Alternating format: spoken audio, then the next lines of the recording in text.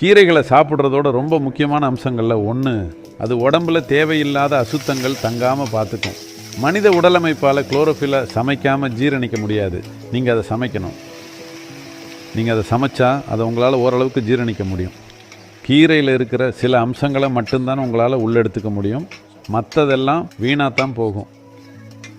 ஆனால் அது வேறு விதமாக பயன் தருது. அதில் இருக்கிற நார்ச்சத்து ஒரு விஷயம். அதோட போதுமான அளவு கீரை சாப்பிட்டீங்கன்னா, சமைக்காத கீரையாக இருந்தாலும் அதை சாப்பிட்டா அது ப்ரஷ் மாதிரி வேலை செய்யுது. அது உங்கள் ஜீரண மண்டலத்தில் இருக்கிற கோழை எல்லாத்தையும் அகற்றும். அது அந்த மாதிரி வேலை செய்கிறதுக்கு குறைஞ்சது 24 மணி நேரம் இல்லைன்னா 18லேருந்து 20 மணி நேரம் தேவை.